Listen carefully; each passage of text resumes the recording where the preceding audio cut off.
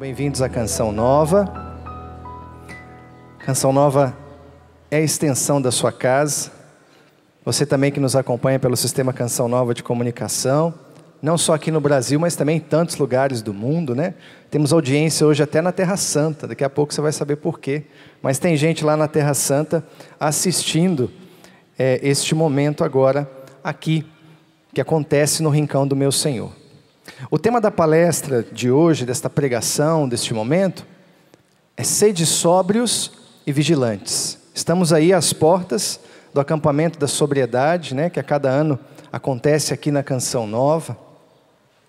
Ele que é chefiado, conduzido, né, liderado por Dom Irineu, Danelon e toda a sua equipe. E hoje também nós temos a graça de celebrar o lançamento de mais um livro da editora Canção Nova. O livro Sede Sóbrios, de autoria da Luziane Nunes, que é irmã da Lurdinha Nunes, que é membro da comunidade Canção Nova, desde os inícios da comunidade. E daqui a pouquinho mesmo, ela vai estar falando para vocês desta experiência que ela fez, vivendo o alcoolismo, mas também vencendo o alcoolismo a cada dia. Então, o testemunho da Jo, né, da Josiane, daqui a pouquinho, aqui, tá bom? Então, não sai daí não. Bom, a palavra de Deus, que vai nos nortear nesta pregação, neste momento, está na primeira carta de Pedro, capítulo 5, versículo 8. 1 Pedro, capítulo 5, versículo 8, que diz assim: Sede sóbrios e vigilantes. O vosso adversário, o diabo, anda em derredor, como um leão que ruge, procurando a quem devorar. Palavra do Senhor, graças a Deus. A palavra fala de sermos sóbrios e vigilantes, é uma ordem, né? Pedro está se dirigindo aos fiéis, aos cristãos, dando uma ordem: sede sóbrios e vigilantes.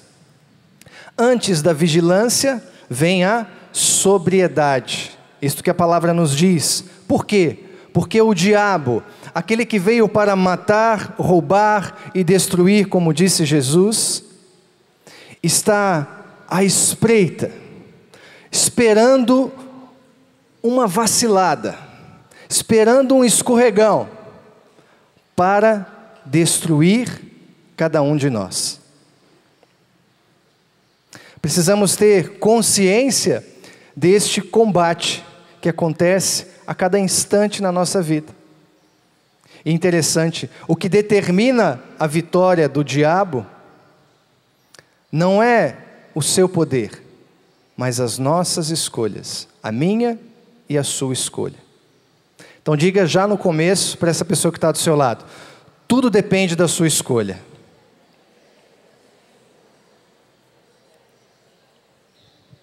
Sóbrio, diz o dicionário mais famoso do Brasil, é aquele que controla o apetite, que não está alcoolizado, é sinônimo de austero, que tem controle sobre seus apetites e paixões, que tem autodomínio.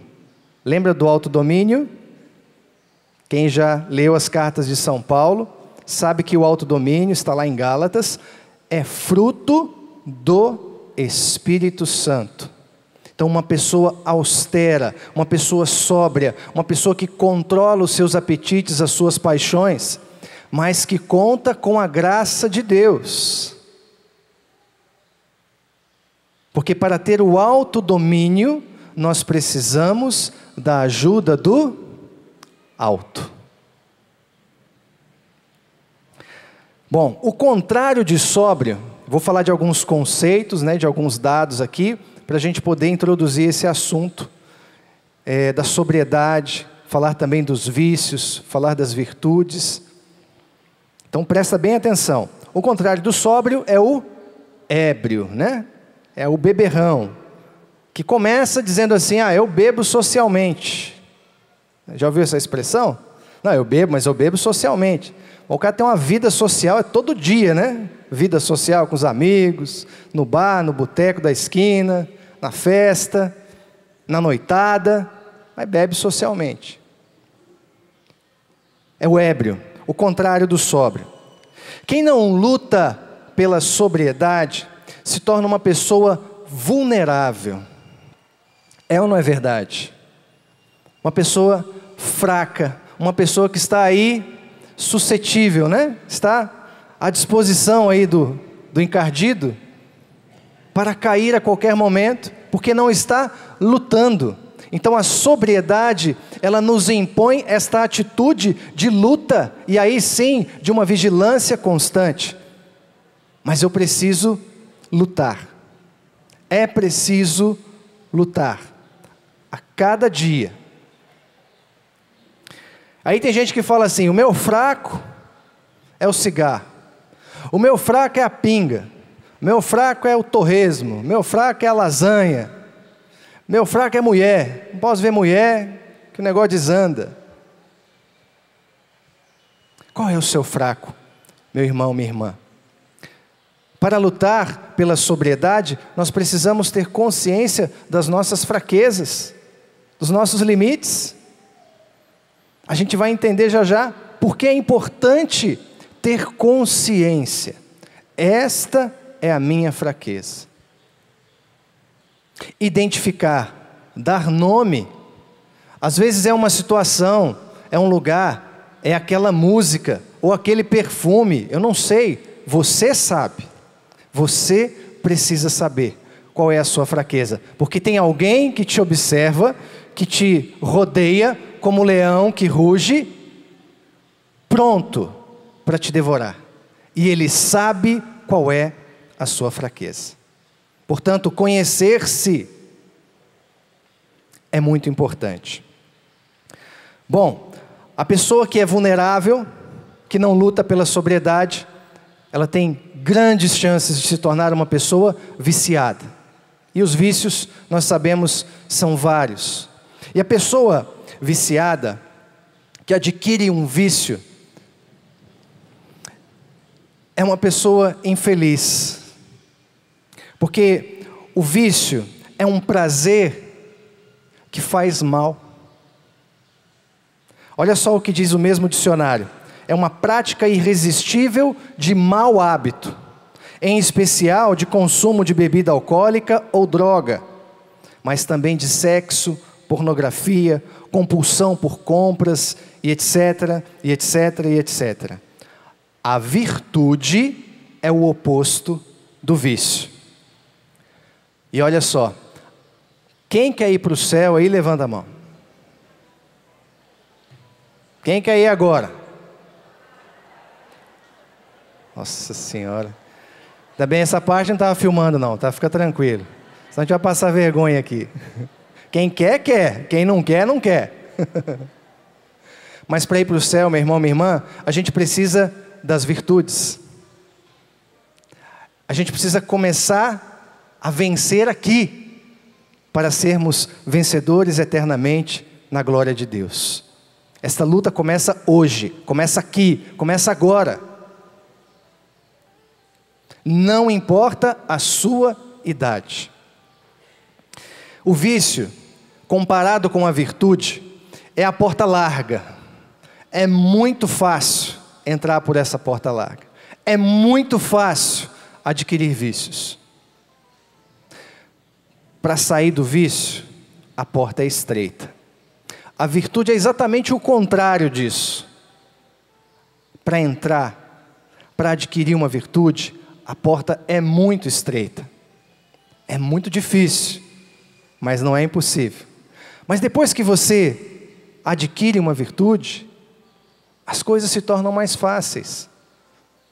Lembra que o vício é um prazer que faz mal?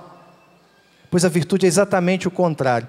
É um sacrifício que faz bem, que te constrói como pessoa humana, que restaura a sua dignidade de pessoa, de gente, que te faz gente do bem, que te faz não somente pensar, planejar o mal para si ou para os outros, prejudicar as pessoas por causa do vício, mas justamente o inverso disso. Transforma o lugar em que você vive. O que você prefere? Um prazer que faz mal ou um sacrifício que faz bem? Dê a sua resposta. As virtudes, nós conhecemos várias, né? As virtudes teologais, a fé, a esperança, a caridade. As virtudes cardeais, né? Que são virtudes que encabeçam, né, outras virtudes, comportamentos do bem, como por exemplo a prudência, a justiça, a fortaleza, a temperança. E atenção, a temperança é a virtude que modera a atração pelos prazeres. Guarda isso aí. A temperança é a virtude que modera, que equilibra a nossa atração pelos prazeres.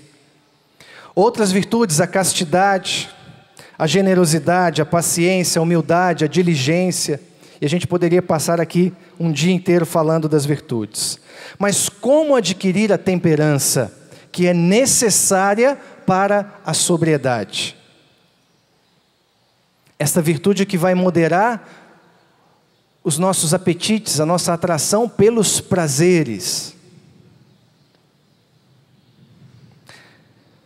Usar o cérebro ajuda e muito. Então, olha para essa pessoa que está do seu lado e diz assim: cabeça não foi feita só para separar as orelhas. Foi feita para, pensar. E aí a gente entender como funciona, ajuda muito mais ainda. Quer ver? Vamos lá. A ciência, não sou eu, a ciência diz que nós temos 2 cérebros, sabia disso? Aí a gente pensa, é metade de um lado, é metade do outro. Não, nós temos 2 cérebros. O cérebro pensante, ou o cérebro racional, que faz o uso da razão. E o cérebro dos sentimentos, ou cérebro emocional. Então esse segundo aí, o cérebro emocional, como que ele funciona? O cérebro emocional, ele fica exatamente no centro da nossa cabeça, do crânio, né? Lá no centro, como se eu cruzasse o dedo aqui de cima e o do lado. Exatamente no cruzamento ali, é o cérebro emocional. Qual é a função dele? Nos manter vivos. É ele que nos avisa que nós precisamos comer, porque estamos com fome, que a gente precisa beber, porque está com sede, que a gente precisa botar um casaco, porque está com frio, que a gente precisa transpirar, beber água, porque a gente está com muito calor. É ele também que vai ter uma importante atuação a partir da nossa puberdade. A gente vai falar disso já daqui a pouquinho, mas para nos manter vivos. Só que tem um detalhe. Ele não sabe distinguir o certo do errado. É como se aquilo que nós dizemos que é o coração, né? Você não pode pensar só com o coração. Na verdade, é como se esse coração estivesse no centro do seu crânio, exatamente no meio. Ali é o coração. E não o coração que pulsa, né? Que bombeia o sangue para o nosso corpo todo, como nós costumamos dizer. Ali está o centro das nossas decisões. Só que ele não sabe distinguir o certo do errado. Vamos em frente. E o cérebro pensante, racional, é exatamente essa parte aqui, ó. A fronte, que está atrás da testa aqui. A nossa massa encefálica, né? Que nos faz pensar, refletir, discernir e escolher, porque sabe distinguir o certo do errado. 2 cérebros. Se nós fazemos o bom uso dos dois, nós somos pessoas inteligentes, capazes de escolher entre o bem e o mal. Não só de escolher entre o bem e o mal, mas de fazer a melhor escolha.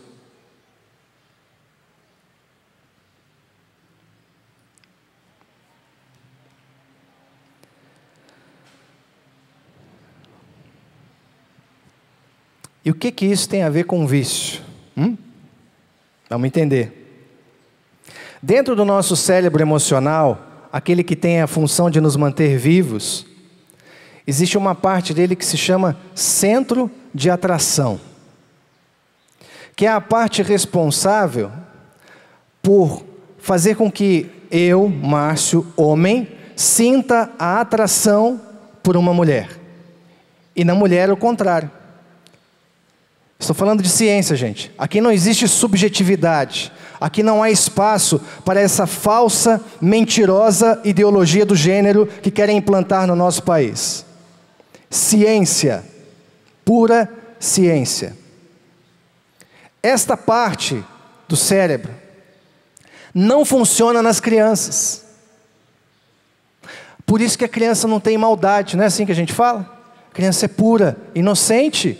E é verdade, até a idade do uso da razão, que é perto dos 7 anos de idade, a criança não utiliza esta parte do cérebro. Por isso a gente vê, menino só quer brincar com menino, a menina só quer brincar com as menininhas, né? Chega uma idade que começa a despertar um interesse diferente, ou seja, esta parte do nosso cérebro emocional está funcionando. Ela nos garante a perpetuação da espécie humana. Se isso não funcionasse, a gente não estava aqui. A raça humana já tinha acabado. Porque precisa do homem e precisa da mulher. Então, desculpa as pessoas que defendem outras coisas que são diferentes daquilo que Deus criou. Mas esta é a verdade, é a ciência. Voltando. Ok. Vamos lá, o que tem a ver com o vício? Por exemplo, o vício da pornografia. Quem teve acesso aqui à pornografia quando era criança, levanta a mão. Sem medo, gente. Os homens, a maioria de nós, né? Provavelmente na escola, alguém mostrou uma revistinha, né? Ou alguma pessoa mais velha te mostrou alguma coisa. Mas a gente, sem saber o que era, sem ter ainda esta atração pelo sexo oposto, vimos alguma imagem pornográfica. E o que é uma imagem pornográfica? É uma pessoa com pouca ou nenhuma roupa. O restante deriva disso. Imagens de sexo explícito e outras coisas bizarras, horríveis, que foram poluindo a nossa mente. E é exatamente isso que faz. Porque este centro de atração está inibido na criança, mas ao ver uma imagem pornográfica, o cérebro reage imediatamente e ativa este centro de atração. E ele provoca algumas reações químicas no corpo, como por exemplo a excitação. A criança se sente excitada, não entende, fica constrangida e gera também 2 sentimentos: o de frustração e de ansiedade. Frustração porque ela viu aquela imagem e ela já se satisfez com aquela imagem e ela quer ver outra imagem. Gera curiosidade, que é próprio de criança, porque não entende, não sabe o que é, não sabe discernir. Não sabe ainda usar bem o seu cérebro racional, por isso não consegue reagir. E o pior de tudo não é isso. O pior de tudo é que a partir da segunda, terceira imagem, esta criança já está viciada em pornografia. Fizeram uma pesquisa medindo os efeitos do vício da pornografia num adulto. O que acontece dentro da pessoa, no organismo dela, é a mesma coisa que um viciado em alto grau do crack. É a mesma coisa. A atividade cerebral é a mesma, a pessoa está viciada. E isso atinge as nossas crianças. O que isso tem a ver com vício, gente? Como que nós estamos cuidando dos nossos filhos? E aí, funciona da mesma forma para o vício do álcool, para o vício da droga, que tem também as suas reações químicas, os seus efeitos colaterais destrutivos. E tem gente nesse país querendo formar uma falsa opinião pública de que a maconha, que eles chamam de cannabis, desde que eu me entendo por gente, era maconha. Agora que começou essa conversa de querer aprovar, legalizar, virou cannabis, mudou o nome. É um nominho mais bonitinho, né? É o nome científico da maconha. Só que a coisa é tão controversa, é tão falsa, que esses dados que eu estou trazendo para você estão no site do Instituto Nacional de Pesquisa sobre Álcool e Drogas, o impad.org.br. Lá tem todos os relatórios. Lá prova que a droga jamais pode ser legalizada. Não é assim que vai se resolver o problema do tráfico no país e outras coisas mais. Existem lobbies poderosíssimos aí, né, por trás disso tudo. E atenção, uma coisa que está lá também, que nós precisamos divulgar isso. 35% das escolas brasileiras estão expostas aos traficantes. Cuidado, você pai, que larga o seu filho na escola. Eu já vi isso. Deixa a criança na esquina. Da esquina até a porta da escola, meu irmão. Já era. Pelo amor de Deus, seja pai e pai de verdade. Seja mãe e mãe de verdade.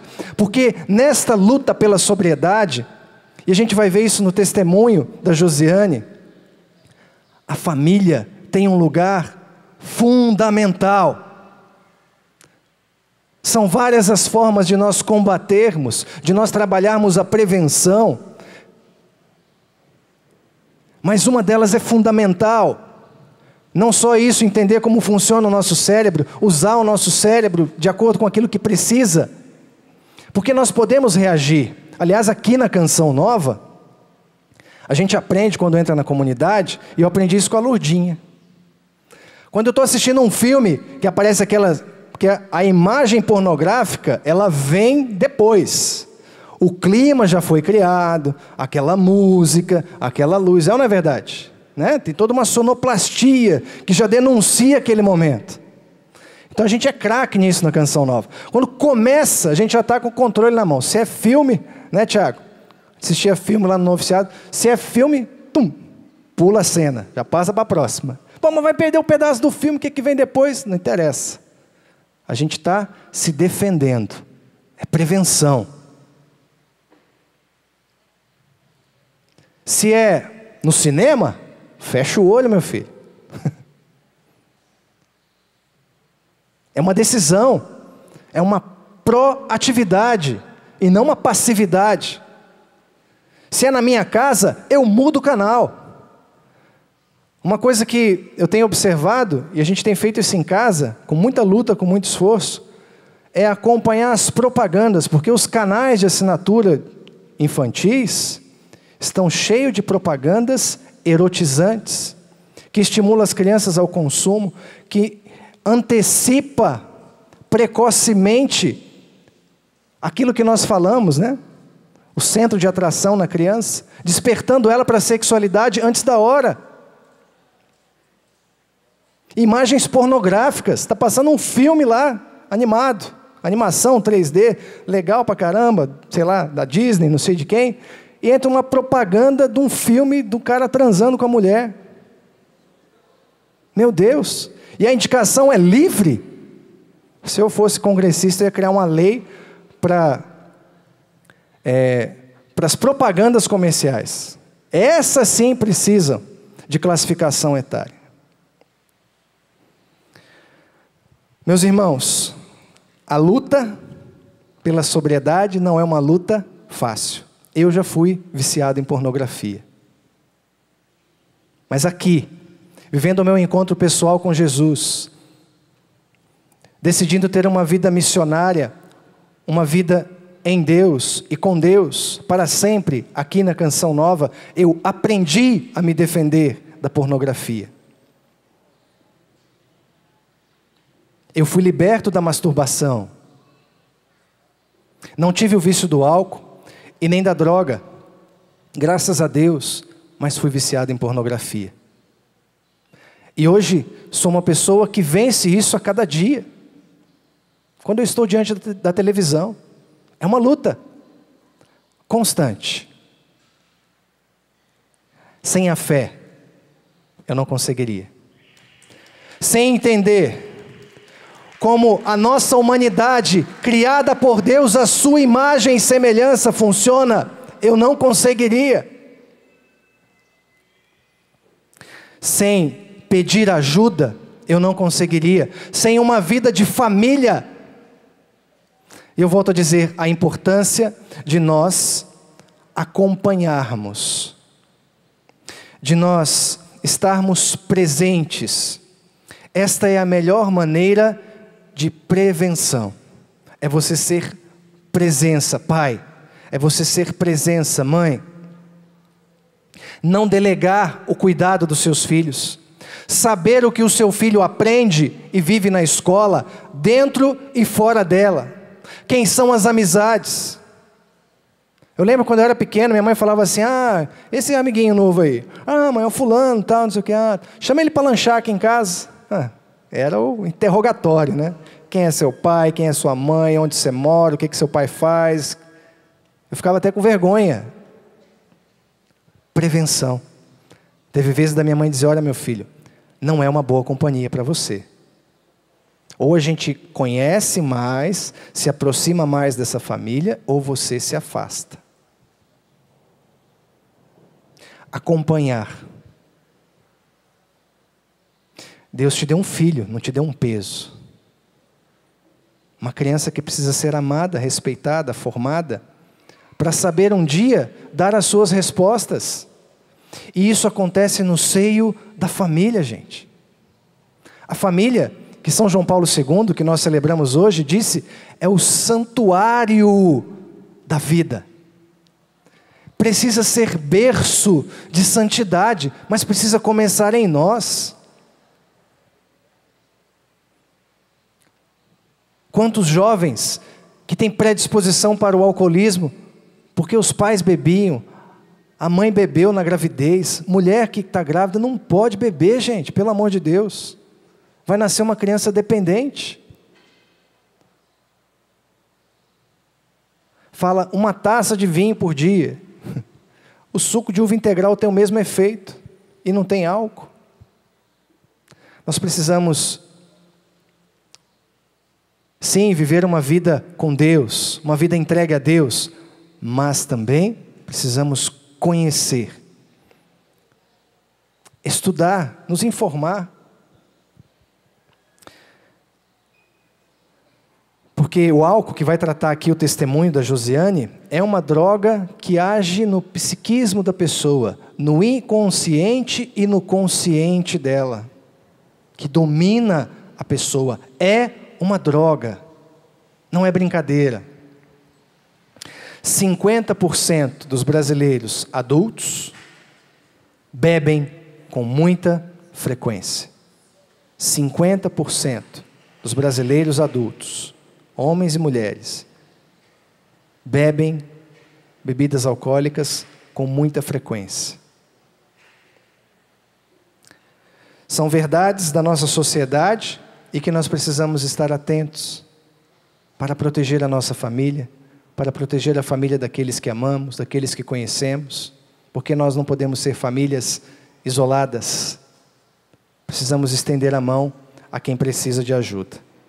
A luta pela sobriedade, seja para a libertação do vício ou para a prevenção, tem a sua recompensa e está nesta palavra de 1 Pedro. Capítulo 5, na sequência, versículo 10. O vício é um sofrimento terrível. Quem passa por essa situação, quem enfrenta hoje, é um sofrimento terrível. Mas tem solução. Olha o que diz a palavra de Deus.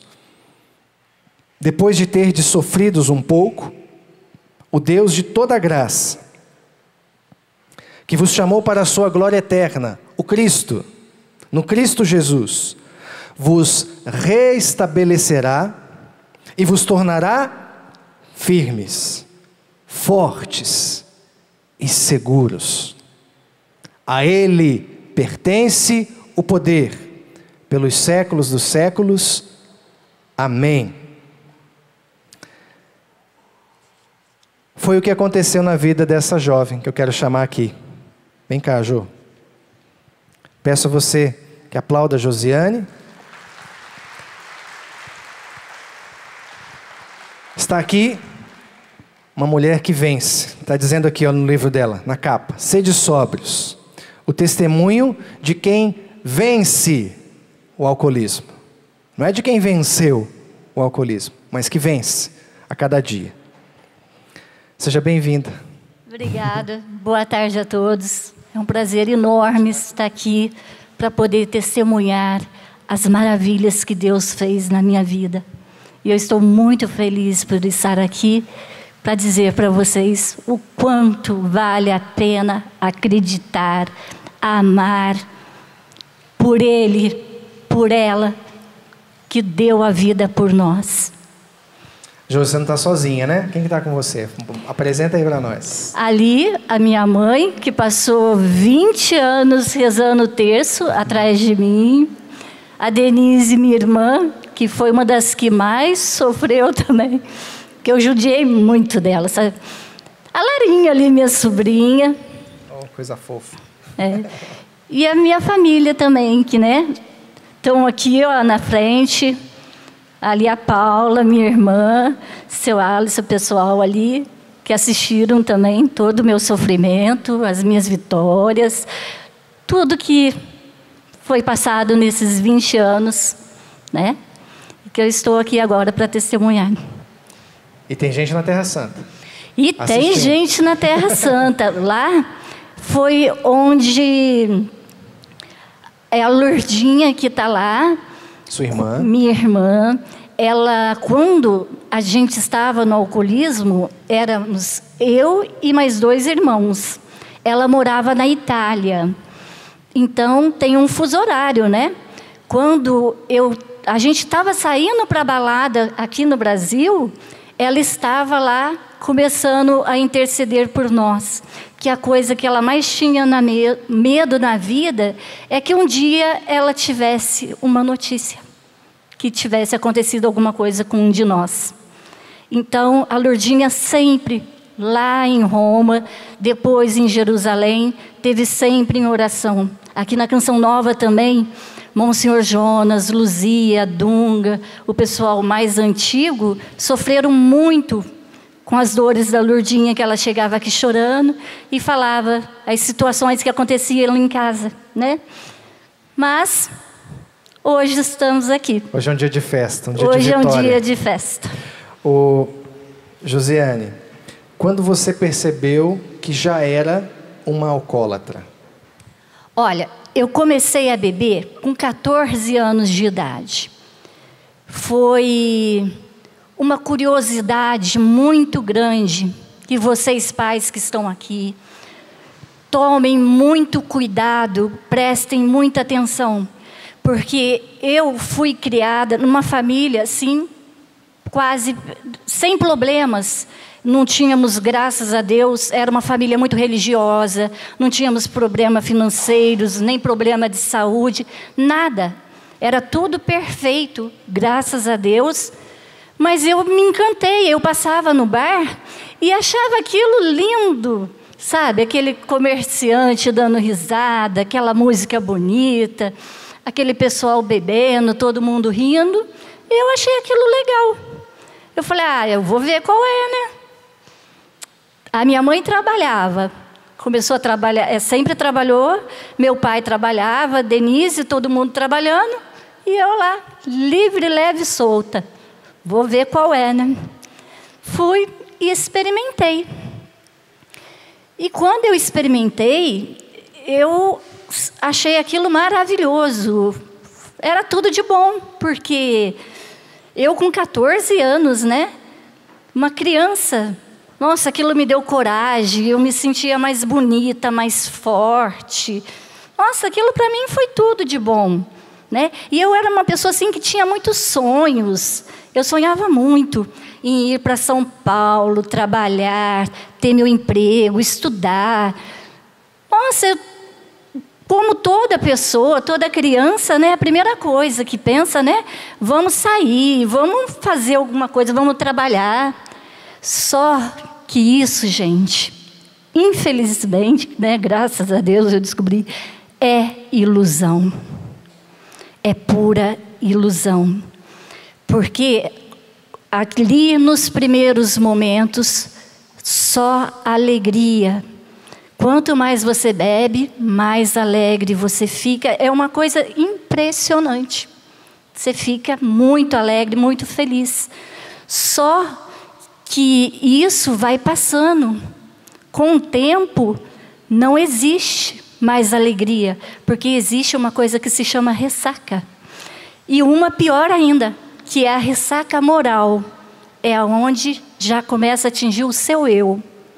Você vê que aquilo dali já não é mais aquela alegria. Aquelas pessoas que estavam ali cantando, rindo, brincando, não são tudo aquilo. Como eu também não era. A gente estava ali feliz da vida ali. Naquele momento que você está alcoolizado. Mas a partir do momento que você saiu dali, acaba a alegria também. Ali você deixa a alegria. Quando eu percebi que eu já era uma alcoólatra, foi quando eu comecei a acordar de madrugada e ficava olhando no relógio. Eu sentia vontade de beber de madrugada. Só que a padaria, que abria mais cedo, abria às 5 horas da manhã. Eu acordava às 3 e ficava acompanhando no relógio. Até das 5 horas para mim ir lá ser a primeira a beber. Aí eu ia lá às 5 horas da manhã e bebia. Bebia, ria. Quando era 10 horas da manhã, tá lá um corpo estirado no chão, né? Aí ia para casa. Dormia e nisso tudo, a coitada da minha mãe, quando eu ia às 5 horas, ela estava trabalhando, ela estava dormindo. Quando eu voltava às 10 horas, ela estava trabalhando. Então, ela não via o que estava acontecendo comigo. Então, eu dormia 10 horas, depois do almoço, à tardezinha, eu acordava e voltava de novo. Aí, era só por Deus, só saía a hora que o dono do bar me expulsasse. Se não expulsasse, eu não saía, ficava lá. E quando você chegava em casa, você fala no livro, te marcava, uma cena que te marcava. Que cena era essa? Cenas, né? Várias coisas te marcavam. Várias coisas. Uma coisa que eu vou dizer para vocês, porque é difícil, é muito difícil hoje encontrar famílias que não tenham um alcoólatra. É muito raro e graças a Deus e louvem muito por quem não tem, né? Então todos vocês sabem que todos os alcoólatras, eles agem da mesma forma. Nós somos alegres, felizes, super divertidos dentro do bar. A partir do momento que você vai se aproximando de casa, a sua máscara cai. Você já não é mais a mesma pessoa. Você volta a ser o eu. Você vai chegar em casa, você vai agredir a sua mãe, você vai agredir todo mundo. Tudo que você passou na rua durante o dia, que te humilharam, tudo que fizeram com você é em cima da sua família que você vai descontar. Isto é com certeza, porque na rua a gente é o bambambam. a gente é o Todo-Poderoso. Mas para a família, a gente não usa máscara. A família nos conhece, a família sabe quem nós somos. Então nós temos coragem. Aí que eu digo no meu livro, e vou dizer para todos vocês, o amor. Esse sim. Quando você chega em casa completamente debilitada, já louca para arrumar uma briga, e se depara com uma mãe carinhosa que está rezando, você se depara com pessoas que te tratam bem, como que você vai brigar? Você não tem com quem brigar. Isso vai te desarmar. É a coisa assim que você não tem o que fazer, né? Mas tá aí o vício. Quantas vezes eu digo no livro, eu vivi constantemente numa guerra comigo mesmo. Por quê? Eu queria ser uma pessoa do bem, o meu maior sonho era ter uma religião, era ser uma pessoa boa, eu queria ter um emprego, queria ser boa para minha mãe, poder recompensar tudo que ela fazia. Só que eu não me dominava mais, eu não era mais dona de mim. Quem falava por mim era um copo. O meu Deus era um copo. Eu não podia ver um copo que a Deus amor, a Deus tudo. Eu saía batida. O vício é tão demoníaco, que ele te arrasta para qualquer lugar. Ele vai te levar. Se você estiver aqui e a sua bebida estiver acabando, você vê outro entrando lá, às vezes você nem se dá mais com ele, porque a gente dentro do bar, no alcoolismo, a gente discute muito assim, às vezes, não sempre, né? A gente vê que ele está lá e a bebida dele tem mais do que a sua, você sai daqui, você vai para lá, aonde tiver a bebida você vai. Mesmo que você queira, você jura, amanhã eu não vou beber, eu não vou mais colocar álcool na minha boca, porque eu vou honrar a minha família, eu vou ser digna comigo mesmo, eu vou ter respeito, vou ser uma pessoa boa e vou ser de Deus. Mas não tem jeito. Porque o álcool, ele vai te arrastar. Aí que eu peço com vocês, tenham paciência, tolerem. O bêbado, ele repete a mesma história 10 vezes, mas escutem antes vocês do que ele ir lá para a rua e ser maltratado. Que todo mundo sabe aqui, ninguém gosta de alcoólatra não. Quem fala que gosta... Aqui, é a família.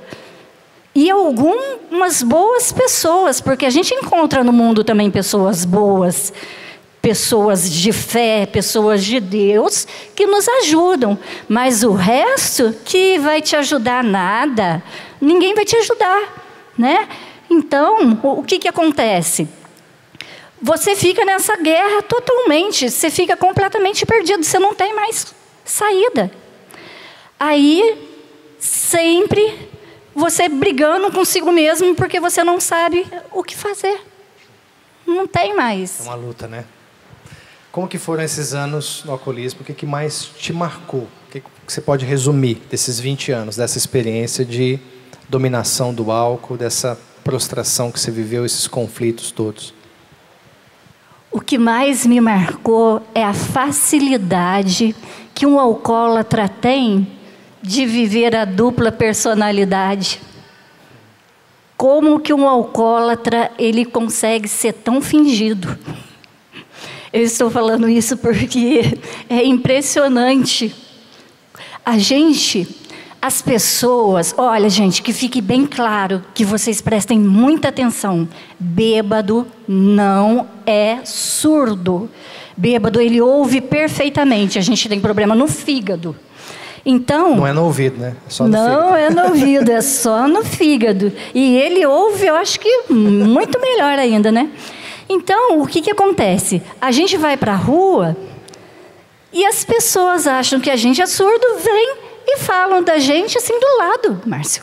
Como se a gente não estivesse ali, sabe? Aí metem o pau, falam mal da gente, tudo, e você guarda aquilo, né? Aí você sente aquela vontade de se vingar daquela pessoa, você sente aquele ódio, porque tudo isso a gente alimenta. Mas sabe por que a gente não briga com aquela pessoa? Porque amanhã ela pode pagar uma dose de qualquer coisa para mim. Então, deixa ela falar. Por pior que ela seja, amanhã ela pode ser útil, porque amanhã eu posso estar sem dinheiro. Então, para mim, que diferença que faz para a minha vida? Eu sou um nada.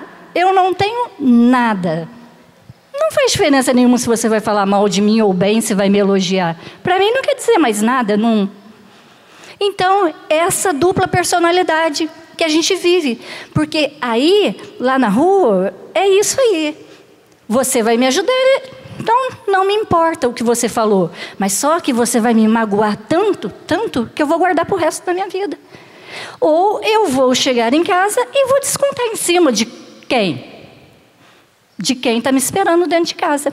Eu vou descontar em cima dos meus familiares. Agora, houve uma noite que você chegou em casa e foi tudo diferente. Como é que foi essa história? Como que você superou o alcoolismo? Quando eu perdi o meu pai, eu lembro que o Monsenhor Jonas foi lá celebrar a missa de corpo presente do meu pai e ele disse para nós: hoje vocês ganham um intercessor no céu. E eu fiquei muito triste, muito abalada, que eu vou falar, tudo que eu perdi no vício, tudo, eu perdi a dignidade, eu perdi o respeito, eu perdi a moral, tudo que eu perdi, para mim, eu podia relevar tudo, eu podia consertar, mas eu tinha perdido o sorriso do meu pai. Isso eu não me perdoava. Isso eu não aceitava, porque o meu pai me amou muito, muito. Meu pai foi uma pessoa muito importante na minha vida, e eu vi tudo que eu fiz de ruim com ele. Então, eu voltei a beber, mas foi com a corda toda. Falei, agora, também perdi, né? Então, nisso que eu voltei com a corda toda, eu fiquei uns 15 dias sem comer nada, só bebendo.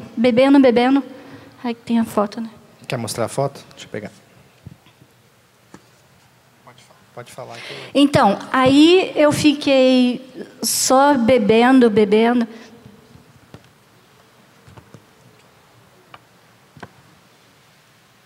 Só bebendo. Quando eu cheguei em casa, já completamente debilitada, já era mais ou menos quase meia-noite. Quando eu consegui entrar no meu quarto, eu falei, de hoje eu não passo. Porque eu já estava 15 dias sem comer. E aquele dia eu tomei conhaque o dia inteirinho. O dia inteirinho tomando conhaque. Eu sentei, consegui, eu nem sentei, eu caí em cima da cama, né? Aí, eu parei e falei, eu sei que de hoje eu não passo. Não tem mais jeito. Eu suava frio, eu sentia calor, eu tinha diarreia, eu tinha vômito. Durante os 20 anos que eu bebi, aquele dia foi o pior. Eu nunca tinha passado por aquela situação. Aí eu abaixei. Quando eu abaixei, aí foi o que mostra nessa foto. Eu olhei a minha perna, eu vi só o osso. Eu tenho 1,70 m, eu estava com 46 quilos, fora os 6 que eram no rosto, né? 40 era no corpo. Aí eu vi que eu estava só no osso, não tinha mais jeito. E outra, o que eu estava passando ali já era para mim o fim de tudo. Aí eu fui deslizando na cama e caí. Quando eu caí, eu ajoelhei e me voltei. Eu olhei para um quadro de Nossa Senhora de Medjugorje que a Lourdinha tinha trazido para mim. E a gente sabe, né? Quando a gente está bêbado, a gente começa a ver as coisas assim, né? Só que aquele rosto de Nossa Senhora, da Rainha da Paz, ela é muito linda, muito perfeita, aquela coisa linda, né? Eu comecei a olhar, fixei o olhar nela e falei assim: mãe, eu sei que a senhora é mãe. Mãe não abandona um filho. E eu sei que eu estou morrendo. Intercede por mim. Pede para Jesus me ajudar. Porque o que eu fiz na minha vida até hoje, além de ter me rastejado? Poxa, eu não construí nada, eu não fiz nada na minha vida. Eu só fui humilhada, eu só humilhei, eu só maltratei, eu só fui maltratada. Eu não tenho nada de bom, eu não posso contar nada. Eu não tenho nada. Por favor, pede com Jesus para me deixar viver. E eu estava muito bêbada, né? Eu fui me acalmando e acordei no outro dia, já na cama, normal. Aí, quando eu vi assim que eu estava normal na cama, eu ainda pensei: nossa, meu pai passou aqui, porque sempre, todas as noites, meu pai ia lá e me cobria. Aí, eu ainda meio adormecida, né? Eu falei: nossa, mas meu pai já morreu, né? O que será que aconteceu aqui? Aí eu lembrei. Eu senti uma vontade muito grande, muito enorme de abraçar Nossa Senhora. Eu senti um amor muito grande por ela. Mas eu não sabia direito o que tinha acontecido, né? Aí eu peguei e levantei, fui no banheiro, tomei banho, sentei para tomar café, coisa que há muito tempo eu já não sentava, não fazia, não acompanhava a minha família no dia a dia, né? Quando eu fui lá para fora, passou um rapaz e falou para mim: hoje é dia da natividade de Nossa Senhora, porque o último dia que eu bebi foi no dia 7 de setembro. Quando eu cheguei em casa, já era depois da meia-noite, já era 8 de setembro. E no dia 8 de setembro é o dia da natividade de Nossa Senhora. Quando ele me disse, eu disse: o que é natividade da Nossa Senhora? Ele falou: é o aniversário dela, é o dia que ela nasceu. Eu falei: então eu fui presenteada essa noite, porque eu não estou sentindo nem ressaca. Mas eu fiquei quieta. Eu fiquei com medo de contar para alguém e falei: vão falar que eu sou louca. Então deixa, vamos ver o que vai acontecer. Aí eu fiquei quieta e continuei frequentando os bares, tudo, mas sem a bebida. Levando a mesma vida que eu levava.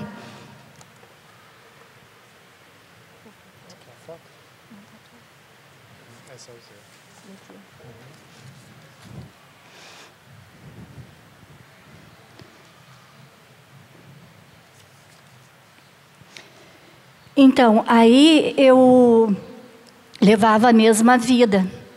Foi quando um dia me despertou. Do nada eu falei: eu preciso procurar a Deus. Porque vencer um vício quer dizer vencer um dia. A gente primeiro não vence um vício, né? A gente vence um dia de cada vez. E essa vitória não é nada se não abrirmos o nosso coração. Enquanto não colocarmos Deus no nosso coração, não vai haver vitória nenhuma. Porque nós temos que vencer todos os dias. E a gente só consegue vencer através da fé, do amor em Deus, do amor a Nossa Senhora. A intercessão dela é muito forte. Ela é mãe, ela não vai desamparar ninguém. Por isso que nós temos que rezar, ajoelhar e acreditar. Não existe vitória sem Deus. Aí eu fui lá me confessar. Até o padre está ali atrás. Lá. Fui lá, cheguei, acho que eu quase matei o padre do coração, né? Porque 20 anos sem confessar. Cheguei lá e falei: padre. Não, ele falou, como que fala? Conta os seus pecados, não lembro. Eu só sei que eu falei assim: padre, eu não sei o que eu estou fazendo aqui. Eu só sei uma coisa: essa vida não é minha, esse namorado não é meu, nada que eu tenho pertence a mim, nada. E eu não quero mais isso para a minha vida. Eu quero mudar de vida. E ele disse para mim: eu acredito em você. Quando ele disse isso, foi uma coisa assim que muito me animou, porque eu vi que alguém acreditava em mim, então eu já estava com tudo, porque eu já tinha aberto o meu coração, né? E foi quando eu disse para ele: padre, eu pretendo abrir o AA aqui. Aí ele disse: não, a Igreja Católica tem a Pastoral da Sobriedade. A Pastoral da Sobriedade, ela ajuda os dependentes e os familiares. E eu fui, nós conseguimos e abrimos a Pastoral da Sobriedade no Arapeí. E hoje, a minha fortaleza em Deus, em Nossa Senhora e na Pastoral da Sobriedade, que tanto me ajuda, que todos vocês que têm problema deviam procurar pela pastoral, porque a pastoral está ali para ajudar, para interceder, para orar.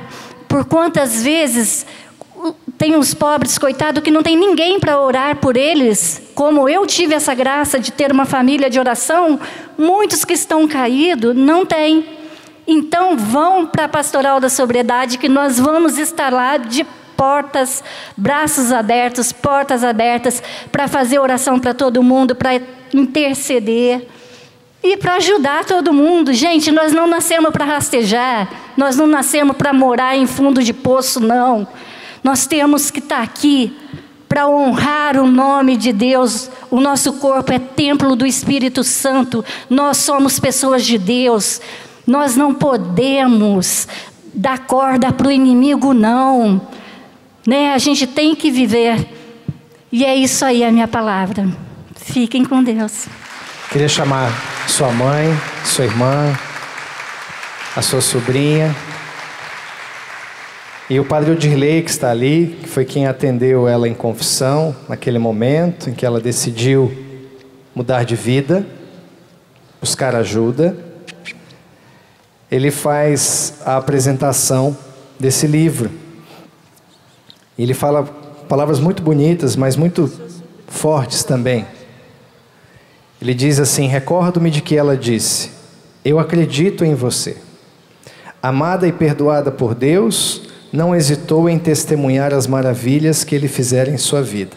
É claro, havia muitas outras barreiras a serem vencidas, mas eram notórias sua garra, sua decisão e sua conversão. Um coração todo de Deus pela intercessão da Virgem Maria. Queria que você aplaudisse a Mãe de Deus. E nossa, Padre, um prazer, sua bênção. O livro também, uma coisa que me tocou bastante, enquanto eu li este livro, são as orações que estão presentes no livro.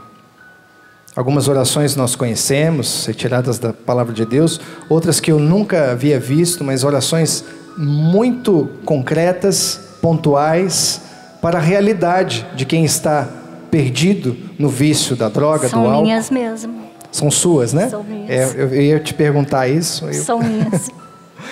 Eu ia perguntar nos bastidores, mas ela já está dizendo aqui. Orações que ela fez, orações que nasceram nos momentos também de dificuldade. Foi quando eu comecei a escrever o livro, eu me emocionava muito.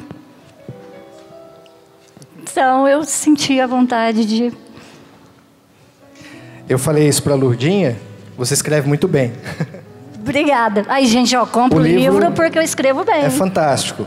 Não só pela força do testemunho, mas pela experiência concreta que a Josiane fez com Deus. E eu queria que você escolhesse um trechinho de uma oração que você fez, que brotou do seu coração, da sua experiência, para nós encerrarmos este momento. Pode. Que a nossa fé não seja uma peça de museu, com pouca ou nenhuma validade em nossa vida.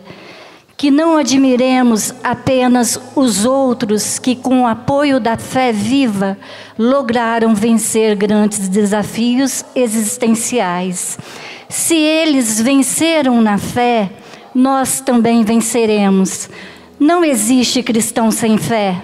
Se nos sentimos afeiçoados a Cristo, mas a nossa fé está longe de ter o tamanho de um grão de mostarda, ainda estamos distante dele. O cristão é um homem de fé. A sua marca é acreditar inabalavelmente que tudo venceremos quando Jesus for para nós o Senhor da nossa vida, e não apenas uma lenda, um personagem histórico. Recordemos diariamente a pergunta de Jesus: por que tanto medo, homens de pouca fé? Mateus 8:26. Hoje, ainda há muitas pessoas descrentes no mundo, e acredito que temos uma grande participação nisso, porque se testemunharmos quem realmente é Jesus e tudo o que Ele faz e fez em nossa vida, as transformações que vivemos e as coisas maravilhosas que já presenciamos na vida de outras pessoas, acho que não haverá tantos descrentes assim. O nosso testemunho é tudo e é um pedido de Deus. Amém. Pode ficar em pé e aplaudir com força, porque esta é a vitória da família. Família enraizada na fé e no amor de Deus. Pode aplaudir a família que vence a cada dia o alcoolismo.